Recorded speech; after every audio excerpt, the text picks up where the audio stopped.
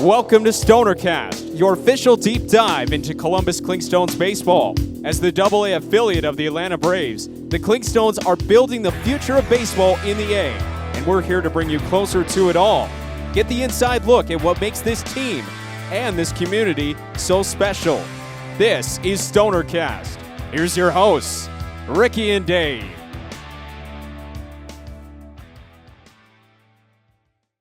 Welcome, everybody, into StonerCast. This is episode 6, and I guess you've noticed that I'm not joined by Dave from Pell City, Alabama.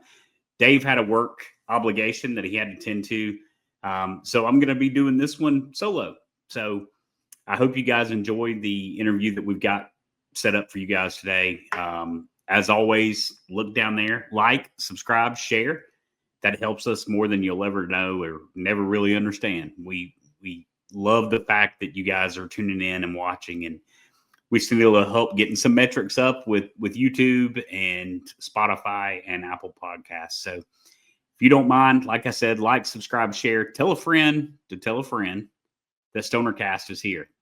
Not a lot of folks know that the Clingstones are being talked about off season, but we are here. We are here through the duration of the off season, and we'll be debuting season 2 when the season starts. We've got some really exciting events happening, and I want you all to, be a part of it. So again, like, subscribe, and share.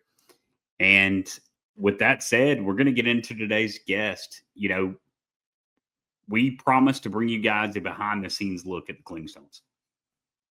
Part of that, is obviously the interviews with the players. Part of that is interviews with front office personnel.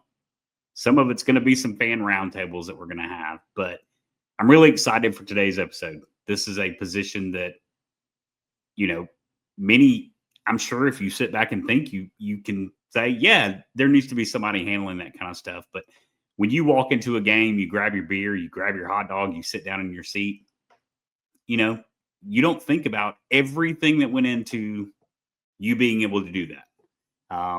And stadium operations is a big part of that. So we are stoked to welcome Mason Carmichael today. He is the Clingstones manager of stadium operations. And he's going to explain to us a little bit about what stadium operations is. He's going to explain to us that, kind of what they do in season, off season, and maybe give us some hints at some things that we may see coming up for the 2026 campaign. So I'm going to read his bio off the Clingstones website, and just to kind of give you some straight background on him. So Mason is from Knightstown, Indiana. He attended Ball State University, graduating in 23. And his prior work experience includes guest experience and event operations staff at Indianapolis Motor Speedway. He was the student team manager for Ball State baseball, stadium operations intern for the Eau Claire Express. We're going to have to get with Mason and make sure my pronunciation was correct. I have a feeling it wasn't. And stadium operations assistant for the Indianapolis Indians. The Indians are the AAA affiliate for the Pittsburgh Pirates. So Mason has a twin sister, Emma, who is 3 minutes older than him. And twins understand that. That's a battle you're always going to fight. Who was born first? Until his move to Columbus, he helped his family in operating a 2,500-acre grain operation, corn and soybeans, in east central Indiana. When Mason's not working, he enjoys golfing, sightseeing, as well as checking out local breweries and pubs, seeing races at local speedways and dirt tracks, and keeping up with his 1-year-old nephew, Weston. So that's his bio, straight from the Clingstones website.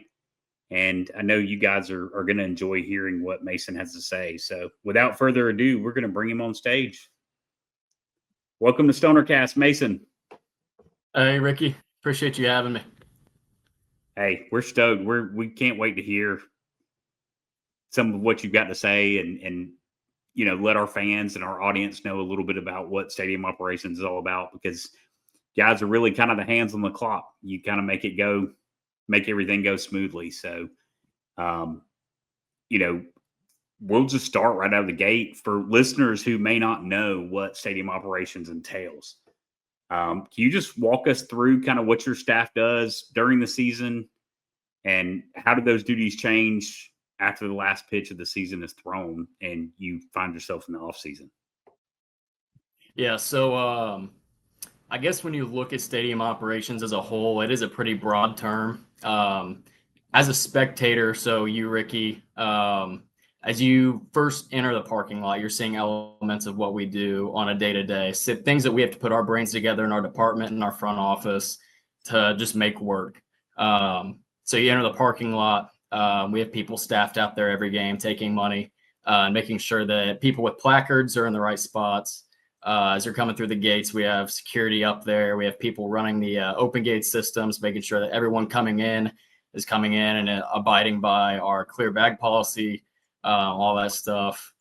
And then once you get into the stadium, we obviously have our ushers. We have our folks working in programs, handing off programs, people at guest services, really anyone there to help support the fan experience for all those who come through our gates every year. This year was a unique year, and starting April 15th on opening day with a brand new staff, brand new operation. So it was really, really cool seeing the leap, I guess, in fluidity from opening day to even like mid-May, and seeing the leaps that we were able to make with our staff becoming more acclimated with our game game day operation and what our expectations were. So it was really cool there.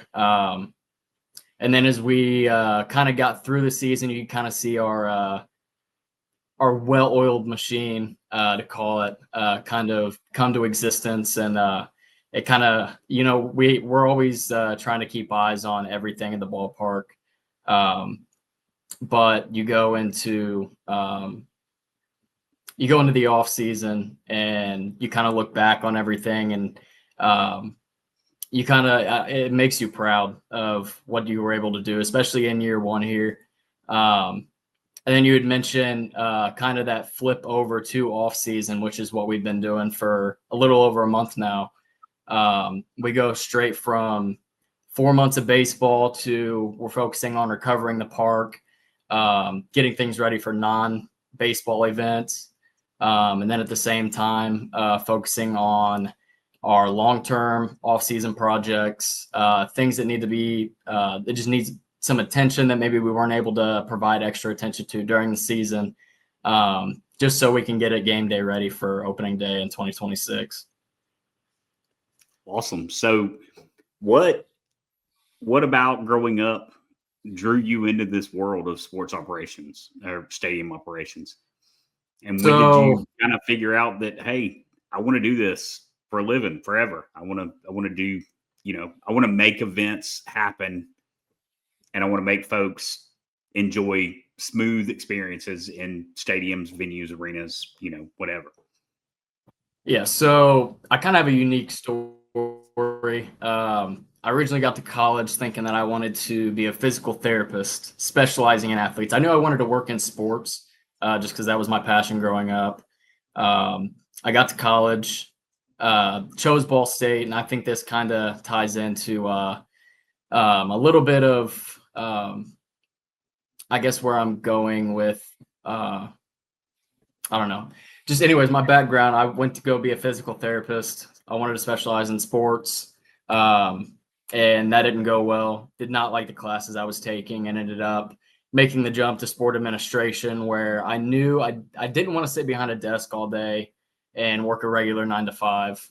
I think I work best on my feet when I'm actively moving, putting my eyes on things, and doing some sort of physical work.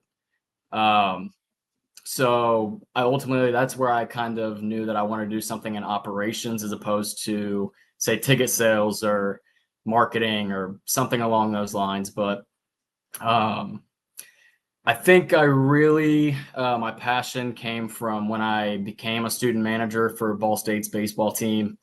I kind of, through that experience, I knew I wanted to work in baseball.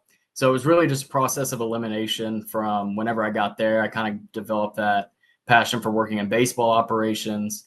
From there, I didn't really know whether I wanted to work more on the baseball ops side, where you're actually looking into like player transactions and all that stuff, which that is a whole different side of leaps and hurdles to get into that side of baseball. But then I found a stadium ops internship in Eau Claire, Wisconsin, for a Northwoods League team. And that kind of just ultimately hurdled me to my assistantship in Indianapolis last season, where I spent a full season with the Pirates AAA team. And it's just kind of been, I guess, stepping stones that have led me to here.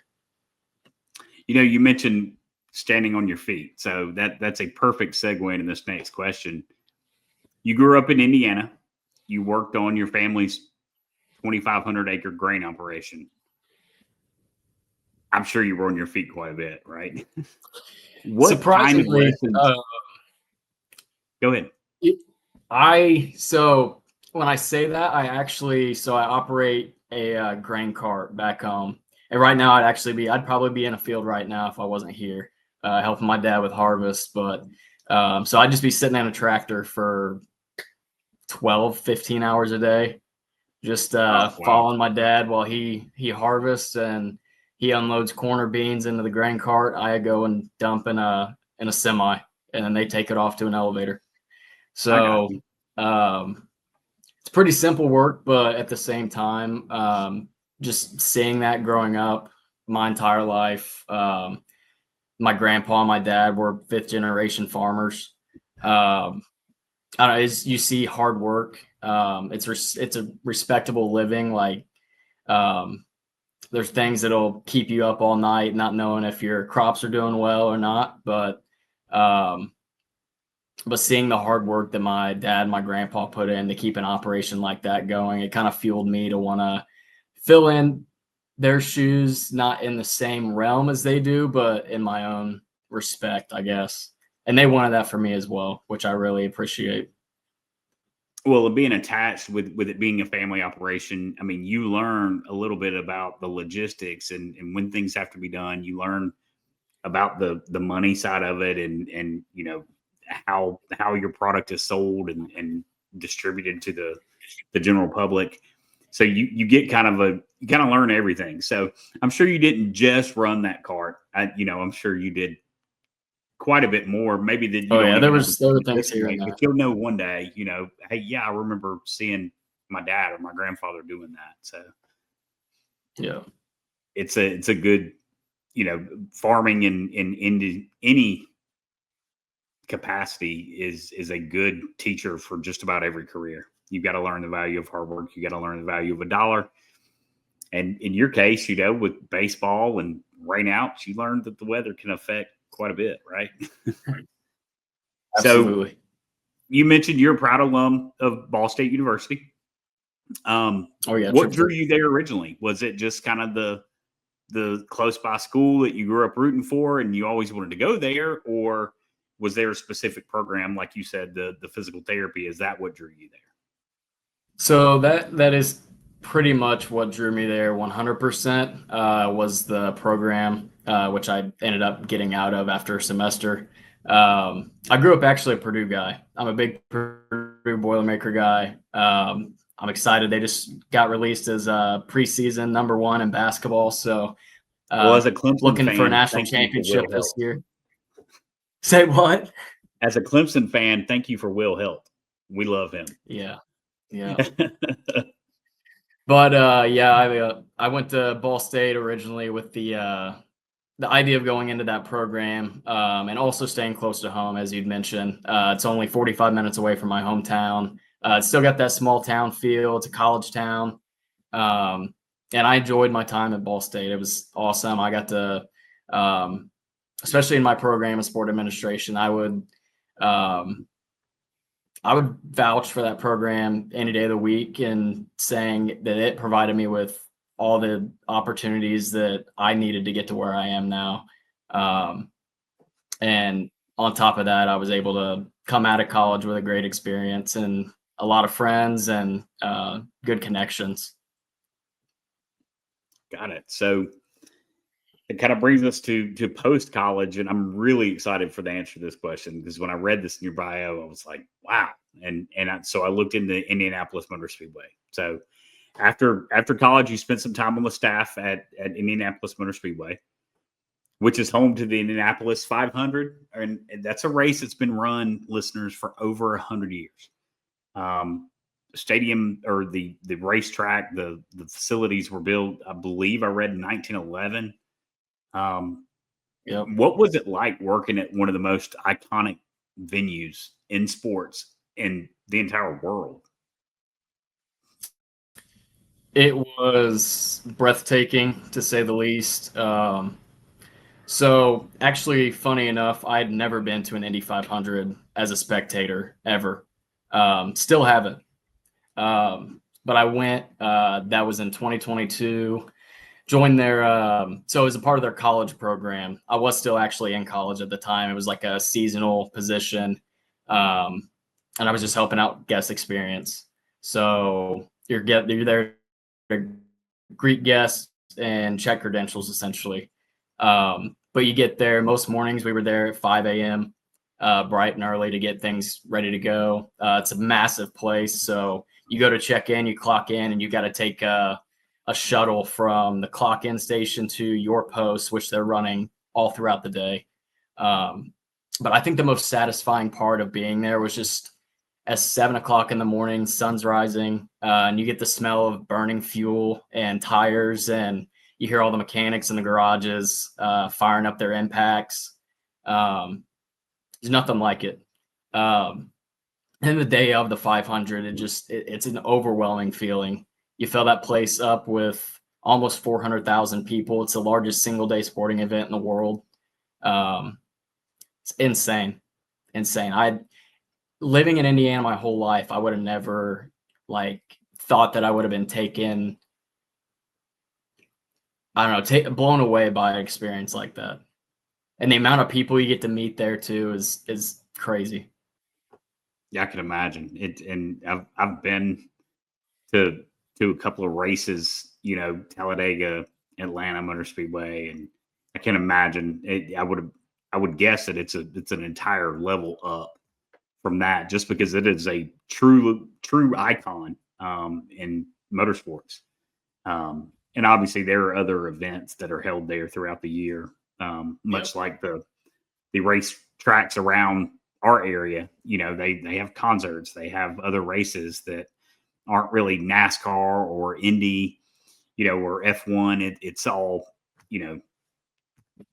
I think they have go-kart races at Atlanta Motor Speedway. So, after that, you took a position with the Pittsburgh Pirates AAA team, the Indianapolis Indians, and you were an assistant there in stadium ops. The Indians play at Victory Field, which is a park that holds over 16,000 fans, right? So in comparison, Synovus Park holds just over 5,000. Quite a jump, right? How did that experience shape you as a leader for your current role with the Columbus Clingstones? Honestly, I would say it had everything to do with getting me, I guess, ready to make that jump to filling a position as a manager of stadium operations for a AA team here in Columbus, especially a brand new operation. So actually there, we had about the same department support in Indianapolis as we do here in Columbus for a stadium that's actually about 3 times the size capacity wise. But it's nonstop. You're on your feet. I think I was just telling Timmy this a while back, but we averaged probably around 25,000 steps a day this season at our ballpark. I think I was around 35,000 steps a day at Victory Field when I was there last year. So it was an insane jump, but essentially, I mean, you got the same responsibilities. My goal there was to really learn the ins and outs of managing a staff, which I did. And I'm still learning every day how I can be better in that role. But a ballpark of that size, and I'll just use a specific example. So we're able at our ballpark to pressure wash the entire seating bowl, every single road stand, which is what we do. We make sure it's looking polished up before every home stand that we have at the ballpark. And it's fairly easy to get done in 3 or 4 days. Whereas in Indianapolis, when you have a 2-tiered stadium like that seats 16,000 people,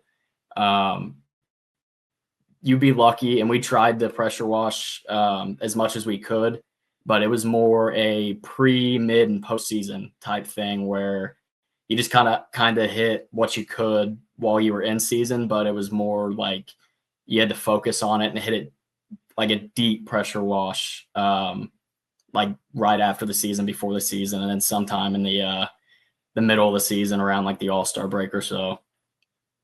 But yeah, just a stadium like that, especially on sellouts, it's very rare that I think we had 2 listed sellouts for Indians games last season, but we had 3 consecutive nights of Savannah Bananas there, so that was really cool to work those games. But it's insane seeing that place filled out. It really makes it feel like an MLB type atmosphere when it's filled up. So yeah, and the pictures of Victory Field, I mean, it looks like a Major League Baseball stadium on a slightly smaller scale. But, you know, and you just brought up Bananas. What do you think about them bringing the Indianapolis Clowns in now as a kind of one of their sub brands? Yeah, I thought that was really cool. I was actually watching the selection show just to see which minor league parks you might see some banana ball at this season or this upcoming season. But yeah, I thought it was a cool touch, especially with the history of the Indianapolis Clowns. You hear all about it in Indianapolis. Busch Stadium, where they used to play before they moved the Indians to Victory Field in 1997. It's still there. It's now actually like an apartment complex, but it's still in the shape of the stadium. They got the original wall, and they've got home plate still where it was originally at when they used to play ball there. So, yeah, with the history surrounding the Indianapolis Clowns, and I thought it was cool that Ryan Howard's going to be part of their staff. Yeah, I think it'll be really cool to kind of introduce that to Banana Ball. So. Well, my day job is a graphic designer, so I'm a logo nerd, and I think they knocked it out of the park with the Clowns logo. I'm going to buy one of those hats. I'm sure you're going to want one. Oh, yeah. When they debut, the Clown Shoes logo is just, it's incredible. So they did a really, really good job with that. So after your time with the Indians, you were hired onto your current role with the Clingstones. What made the opportunity with the Clingstones and parent company Diamond Baseball Holdings stand out to you? I'm sure you probably could have put your resume out at 20 other places. But what about Columbus stood out to you? So when I started my job search, it was a long stretch of it. It's one thing it's not talked about a whole lot is that jobs in minor league baseball are few and far in between. Like you got to kind of just in a way get lucky, but you got to find the right timing and the right place that suits you. Whenever the job for the Columbus or for the Clingstones came up and I applied, I realized that it was going to be an opportunity for me to prove myself as a manager for one, but then two, it's a brand new operation. It's an opportunity for me and others in our front office to kind of set the standard for years and years of Clingstones baseball to come. And that's something that a lot of people don't get to say, that they were able to open up not a new ballpark, but a newly renovated ballpark, and be a part of an inaugural season for a brand new minor league baseball organization. So that really, really stood out to me. I didn't know a whole lot about DBH coming into this job, with the Indians being more privately owned and operated. So as I got here, I learned a lot more about DBH, and their support is amazing. When it comes down to all different departments, and they own 45 teams. Am I correct in saying that? I think, yeah, it's up there. It is definitely up there. You'd think just outside looking in that their support would be like kind of hit or miss, but it's been amazing on the operations end of things. We can give a call at any point and get advice on certain things, and we're always in the loop with our folks in DBH on certain things. So, but they've been great, good ownership, and they've been super supportive in our start here in season 1. For sure. So coming from Indiana to Georgia, before I like to research our guests a little bit, and before having you on, one thing that's always going to stand out about Georgia is the heat, the climate in the summer. So I looked up an average July and August day in Indianapolis, and in late July, 83 to 85 were like average temperatures. In July and August here, you were close to 100-degree days. There was one day that you guys were actually home, and it was like 101. And I believe at one point the temperature readout on the outfield fence in July or August read like 106, 105, something like that. I think at one point it got up to 112. I think that's the highest I remember seeing it out there at one point. So what's been the biggest cultural and lifestyle adjustment for you coming from Indiana to Georgia? I'm sure days in July had you feeling pretty homesick. Yeah, at times for sure. Like you mentioned, the climate was something crazy. And lucky enough, I have some family that live down here in Georgia. I don't know if you know where like the Covington area is, Social Circle. I do. Yeah, so I got some cousins that live there. I'd gotten a hold of them once I'd gotten the offer. And I was like, hey, tell me a little bit about Columbus. And they're like, good luck this summer, man. So it was an adjustment. I remember days in Indianapolis where it was low 90s and I was struggling. So I was like, am I going to be able to survive a summer in Columbus, Georgia? But it was a quick adjustment, I feel like.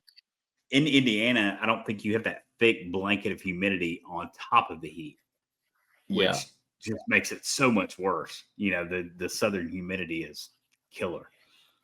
It is. It's humidity, especially being right next to the Chattahoochee River. It's muggy. You feel sticky all the time, and I'm not going to say it's the greatest thing in the world, but it was something you kind of just adapt to as the season went on. So I feel like by July, even though we had those upper 90s days and days reaching 100 degrees, we'd gotten kind of used to it at that point. You might be sweating through your shirt, but you kind of learned to roll with the punches with it and hydrate. And you just kind of have to deal with it and keep moving. But culturally, it's been a huge change. I come from a town of just over 2,000 people, really small rural farm town in Indiana, and coming to the second largest city in Georgia. It's been a change for sure, but I feel like it's been an easy move. And it's my first time outside of my 3 months I spent in Wisconsin, living away from home. So that was the biggest adjustment, I feel like, is just being here by myself, kind of moving away from everything that I know back home. But it's having the support here in our front office and getting to meet people. And it's kind of opened my eyes to all the good things that Columbus can provide. Right. And, one thing about you being with the Clingstones is you're not the only one that's away from home, and every player, most players, I think Kevin Kilpatrick was probably the closest to home of all the players because he's from Stone Mountain. So, but you've got, Zebo from New York. You had Lucas Braun, who's from California. And, so at least, your kind of your coworkers were able to commiserate a little bit with you and at points from time where you may have been homesick. So You've made it to the off season, well into the off season already, actually. Describe your one at Synovus Park for us. What were some wins that you guys had, and maybe some learning moments for your entire operations team? So I would just say overall, year one of just, if you look at the big picture of where our staff was on opening day compared to where they were at the end of the season, I mentioned that just seeing that switch of like, okay, we're still learning to, this is a well-oiled machine where everyone's hands-on, they know how to deal with situations. It was a rewarding feeling. It was obviously a team effort in getting there, and you had your situations that would arise. There's no shortage of those throughout the season. You're always going to have things that pop up, but I feel like that was our biggest win, is just getting through the year and learning as we went, learning the ballpark, with it being a newly renovated ballpark and not being able to actually move into the ballpark until just a couple weeks before opening day. It was a quick adjustment. We had to really learn how to operate all of our systems, whether that's like the production side of things with video board and audio, to the radio booths, to our lighting systems, to our fire systems, and knowing all that. So it was go, go, go, and you're learning as quick as you can, everything on the fly.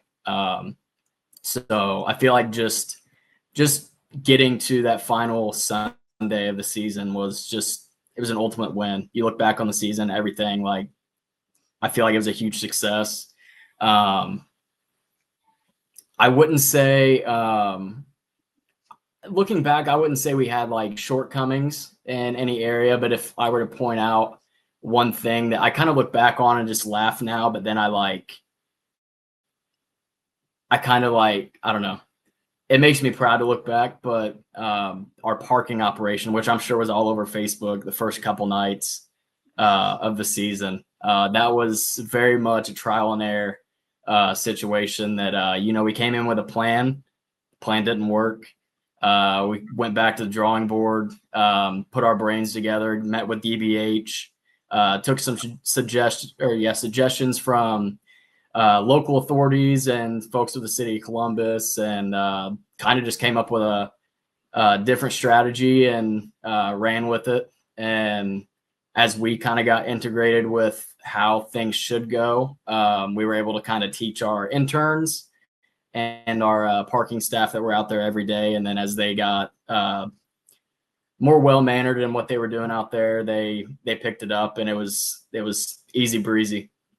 From I would say it took about a month to really feel comfortable out there every night, but I feel like it only took about 3 or 4 games for us to figure out, like, okay, this is the solution to it. We just need to figure out best way of continuing that and making it the easiest it can possibly be for people coming into the parking lot.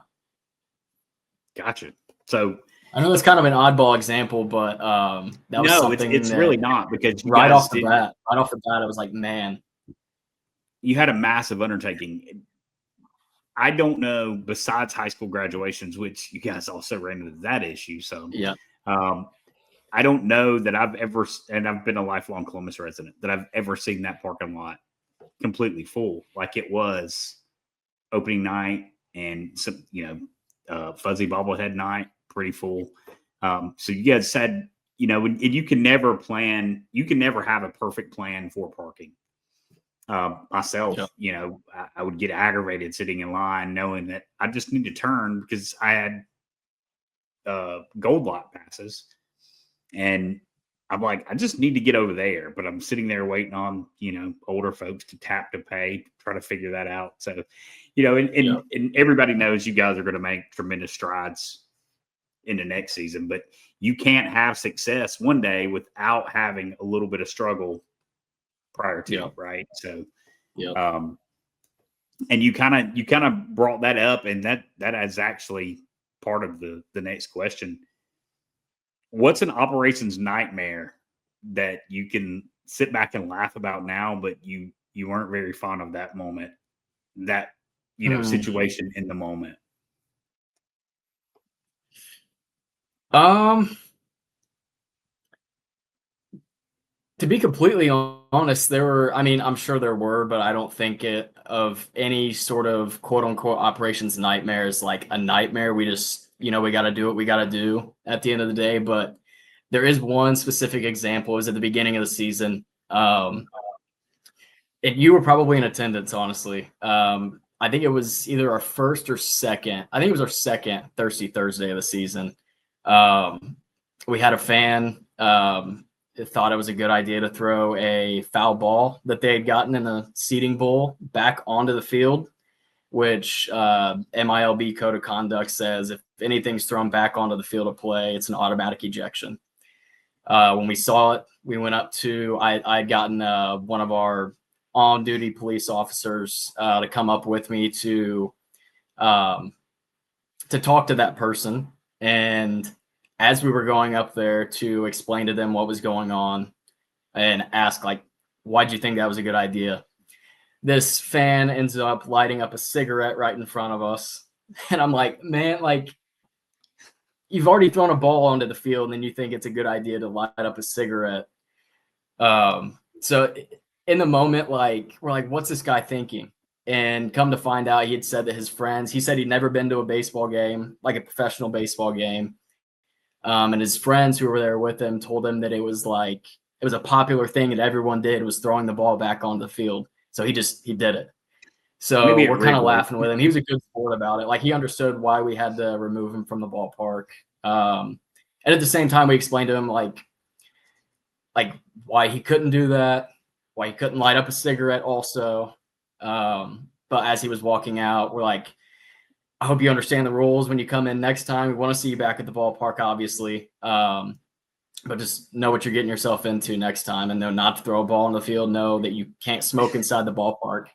And like I said, he was a good sport about it. We laughed it off as he made his way out. But it's one of those things, like, you think everyone that comes in the ballpark knows the rules, but they don't always. So we just have to be there to enforce them and hold everyone to the same standard to make everyone's experience as good as it can be. Right. And for that instance, player safety is a big thing too. Thirsty Thursday probably empowered him just a little bit. $3, domestic. Yeah, just a little bit. Makes it a little easier to grab that ball and throw it right back on the field. So, everybody else that I saw catch a ball were like clutching it like it was like some kind of prize. It was. Everybody wanted a foul ball. So, and then you see kids running on the first base side all the time. If there's a ball hit over by the arches, you'll see a group of 25 kids sprinting to the same spot. Right. That's here. I got one this year. I sit right behind the netting in 205. So, but we sat in Aflac Club one night. And one bounced. I was actually inside getting a drink, and one bounced right by my wife, and she like bare hands it because she's a baseball mom. She first baseball she grabbed. So, last question before we move to our lightning round. This is going to help our listeners get to know you. So, after a long, grueling, these homestands, guys, these are grueling. This is, we mentioned the temperatures earlier. They don't get to come into work at 3:00 on a game day. It's still a work day that just extends out pretty long. But after a long, grueling 6-game homestand, what's your day off look like? What's your perfect day off look like? So actually, funny enough, today we had a DBH-wide off day, with it being Indigenous Peoples Day, Columbus Day, whatever you want to call it. So I decided to wake up this morning, go to Chick-fil-A, get myself a Chick-fil-A biscuit and a coffee. And then I ended up meeting with our director of field ops, Brendan Seaver, who him and I have talked about going golfing for months now. And he brought up that he had made connection with the owner of the Fields Golf Club, which is just south of LaGrange. Incredible golf course. So him and I actually went up there today and played 18. That place was amazing. For $32. Yeah, I went on my birthday, which is March 24th. And so this tells you from this past March 24th to now, the change I've seen in the pictures that he's been posting on Facebook I'm floored. Like, the guy bought this golf club and is doing a little at a time, little improvements at a time. So yeah, you said the fields, and I'm just like, it's an awesome, awesome golf course that I'm hoping is going to become really a jewel around this area. But finish on. Yeah. And you don't find a golf course of that quality for $32 for 18 holes in a cart. So it was a great place. I did not play well. I will say that right now. I did not play well, but it was awesome to go out there, actually play around. That was something that I haven't done a whole lot of this year that I really like to do as much as I can is golf. But able to do that today, came back. I'm sitting here talking to you, and I'm probably going to watch the Monday Night Football game tonight and enjoy some sleep before I go back to work tomorrow. I hear you. So, yeah. It's a dream off day for I me. know a lot of players were into golf. Did you get to play with any of them this year? I did not. I talked to Angel Piva, our clubhouse manager, a couple times about going out with him, but with him traveling with the team, it was kind of hard to do that. So, timing doesn't really pair out well with players coming in around the times that they do on a homestand, and there's not really a whole lot of off time for them. That's another thing that I talk about quite a bit is their schedule while they're in season is insane. They get the one off day on Monday, but outside of that, they're playing 170 something. Gosh, I should know that off the top of my head. Yeah, 69. They play however many games, and they're getting one off day a week, and that's a travel day. They're just back on the road and doing it all over. It pays to be a pitcher in the minor leagues sure. during the season.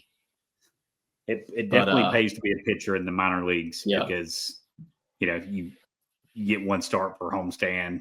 And of course, we just had Brett Sears on. His episode will debut on Friday, and he gives kind of a look at a pitcher schedule during the week, and much easier than say a Zebo who's putting the equipment on and like crouching behind the plate for 65, 68 games a year. So there's 70, 80 games a year. So all right, Mason, we're going to move into lightning round.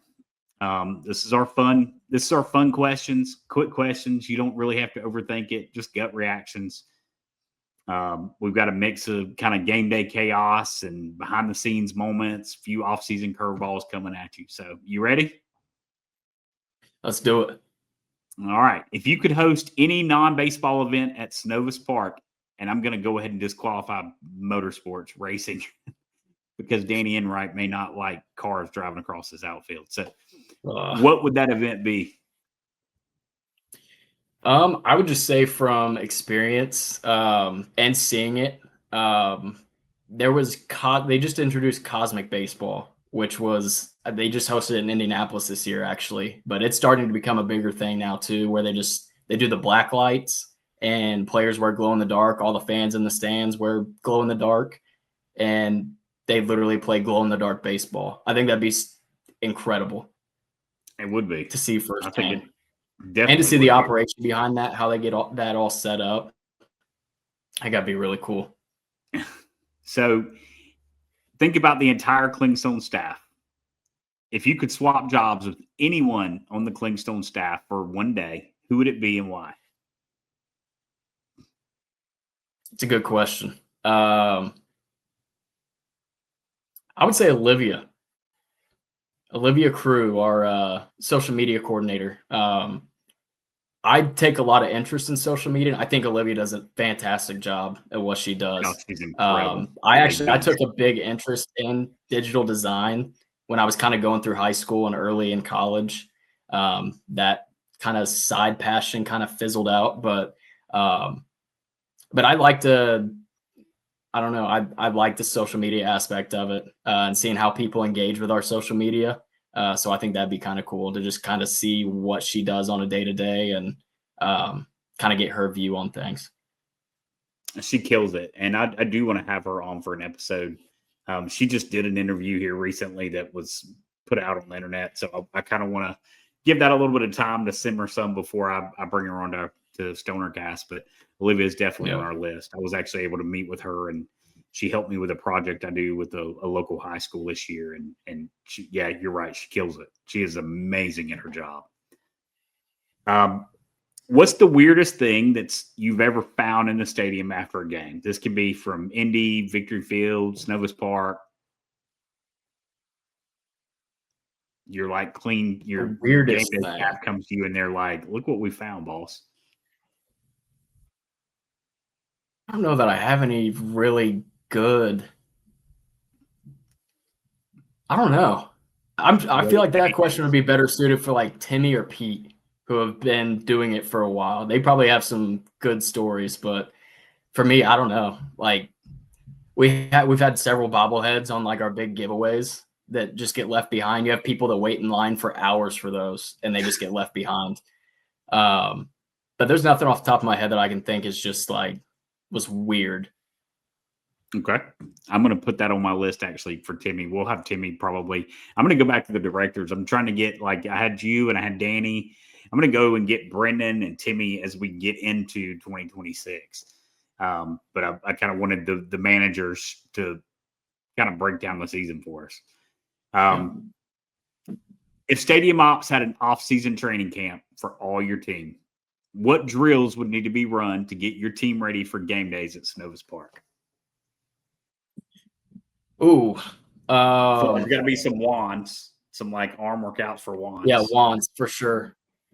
Full demonstration of that. Just wands up and down. We'd probably suit our security team to do some sprints in case we ever have anyone try to run onto the field. We'll do like some suicide or some pulls. Got to get some definitely got to do. Oh yeah. Probably just some bare hand foul ball catching, because we have had a couple of our staff members with either near misses or actually get hit with some foul balls this year, so they got to do some hand-eye training for that. Yeah, that's a good question. I would have never thought of that ever. Maybe you should institute a off-season training camp like the week before. Have everybody come in at like 9 a.m. and, hey, it's time to work out. We got to get you guys in shape for this. Yeah, we're open to suggestions on that. We'll incorporate that tomorrow. Send a mass email out. There you go. Unlimited budget, no space constraints. What's one thing you'd love to add to Synovus Park, and it cannot be a parking garage? I already saw the wheels turn. A 360 concourse. With an outfield berm. A 360 concourse. It wraps all the way around the ballpark with an outfield berm. I know we probably don't have the space for that, nor to be logistical to do that, but I love a ballpark with a 360 concourse where you can do an entire lap around the ballpark. Yeah, for sure.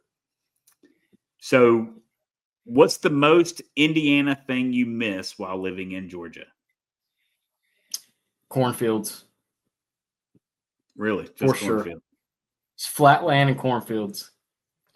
Just driving and nothing but fields on either side of the vehicle. Oh, yeah. All right. We got two more. What's your favorite part of your job that no fan ever sees? Probably just the clubhouse interactions. You might have heard his name a few times. You might not have. And I mentioned Angel already. You've seen Angel in the dugout. But Marcus, Commander, who would probably prefer me not to use his name at all on the internet. But he's our visiting clubhouse manager. We would go in after games, sometimes stay till 1 and 2 a.m. Just chatting with him. He is one of the funniest guys you would ever meet. And the visiting teams have nothing but good things to say. He's been a visiting clubhouse manager for 25 years. And he's got incredible stories to tell. And like I said, on top of that, he's hilarious. He'll have you rolling on the ground laughing. But so with those the way interactions that statement, I feel like he wouldn't come on StonerCast. with the way you qualified that statement. Oh, absolutely not. Absolutely not. If I were to call him right now, I'd be lucky for him to answer the phone. He said as soon as he leaves Columbus, he goes into hibernation until it's baseball season. So we'll occasionally get a text from him just to lift our spirits. But yeah, he's an interesting guy. Awesome. Well, if you could ever talk him into it, we would love to have him on. I know that the Clingstones clubby is very, very highly regarded by his players. He is. Just the three that we've spoken to, really, really. Angelo, I think you said his name is? Angel Piva. Angel, yeah. So they loved him. So I could imagine the visiting team guy probably gets just as much love. So it's very rare in minor league baseball to have on both sides, the home and visiting side and the clubhouse, to have both managers be so well organized and on top of their game. So we were very lucky to have them both here this season. Gotcha. All right, last one. This one's a doozy. I'm also a fan of breweries and pubs, so this one's going to tie that in from your bio. You're a fan of breweries.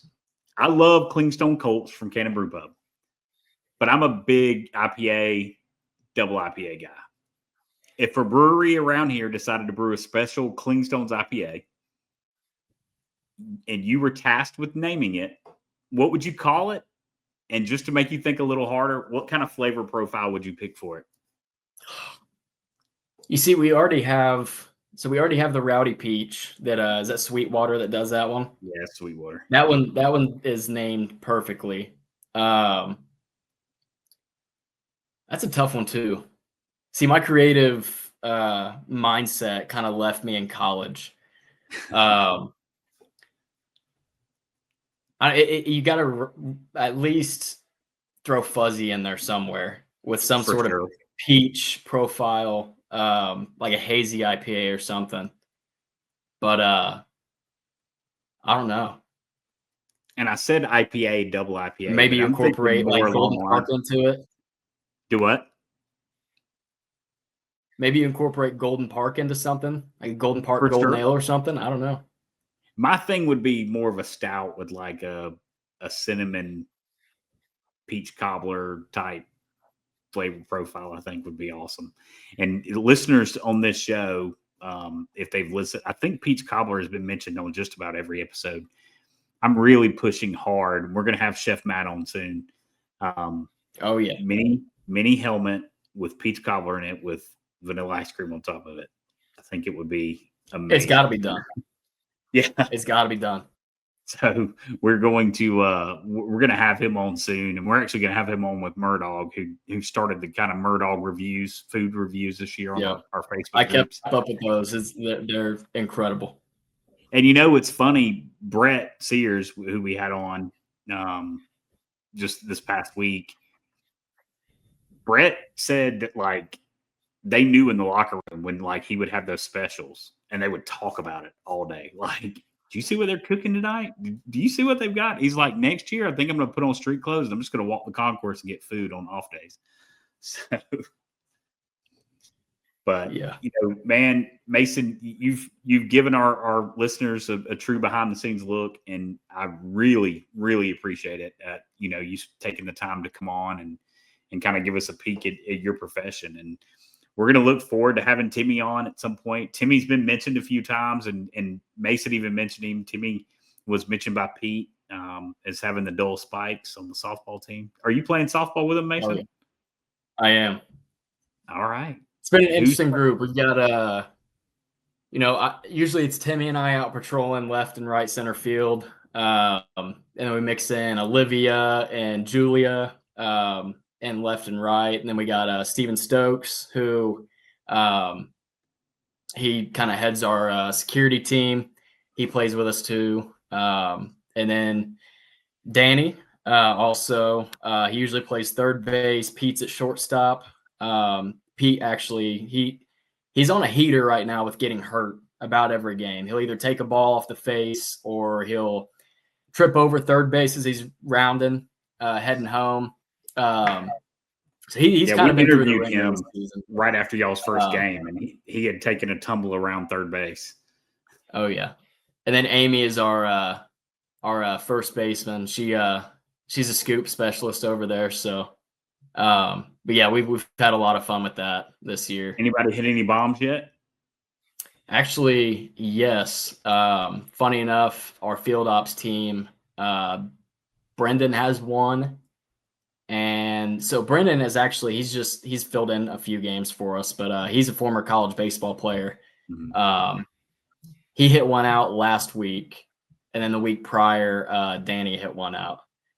So Nice. I think those are our two home runs that were from our front office staff. We had one from another guy that was just a fill in for us for a game. He ended up hitting one out. But so I think we're up to 3 total on the season. Nice. And what's the win-loss record looking like? I prefer not to comment. That bad, huh? Not good. Not good. But we do have a win under our belt. Well, I mean, you guys have the facilities. I mean, you can go in those cages and hit some softballs now. Let's take it a little more seriously, Mason. Oh, well, it's only uphill from here. Yeah, there you go. Well, thank you again for joining us. And man, like I said, wealth of knowledge. You guys, when you see Mason around the ballpark, stop and say hello. He's super friendly. He likes to know that you guys are having a great time. I saw him several times in the parking lot pulling in. He'd be out there in his like polo, waving. That's a huge thing with a team being in Columbus, Georgia, in the Deep South is that Southern hospitality, and these guys ingrain that into their staff members. Very rarely did you pull into the parking lot and didn't have a group of folks waving at you and happy to see you. So again, man, great job this first season, and I cannot wait until 2026. Yeah, absolutely. I appreciate you having me. We're looking forward to big things in 2026. And it's only going to be even better as we move on to 2026. So looking forward to having everyone back out in April. Gotcha. And listeners, you'll notice I didn't ask anything about future plans. I've been told specifically you cannot spill any secrets about 2026. So we're going to let all that's going to be a surprise to you. It's going to be a surprise to me. We're going to let these guys hold that close to their vest, as we prepare for the 2026 season. So again, thank you so much, Mason. And we can't wait to see you at the ballpark this coming up season, 2026. Absolutely. We're ready to have the 205 bleacher creatures back out. Back in action. I almost wore my bleacher creature shirt today. I almost wore it. So, but I've gotten a little hatred from folks. This can't be a 205 podcast. It's got to represent the entire fan base. So we, our 205 section is hopefully we laid some groundwork for some other sections to kind of adopt the same kind of nickname and identity. So, but thank you again, bud. And hey, good luck as you head into the off season, and we'll close this thing out like we always do. Go Stones. Go Stones. Appreciate you, Ricky. Thank you, Mason. There it is, y'all. Mason Carmichael, manager of stadium operations for the Clingstones. He brought a wealth of knowledge to our listeners, and guys, we're going to keep bringing you this type of content. We're going to keep bringing you profiles and look at the staff members, the various staff members throughout the Clingstones front office, the players, the coaches. And again, the more you like, subscribe, and share, the harder we're going to push to get those folks on. So thank you again for tuning in. For my buddy Dave, who is working today, we're going to give you just one. Go Stones tonight. We'll see you on next episode. Thanks for tuning in to StonerCast, your inside look into Columbus Clingstones baseball. Please like, subscribe, and share to stay connected as we bring you closer to the Stones.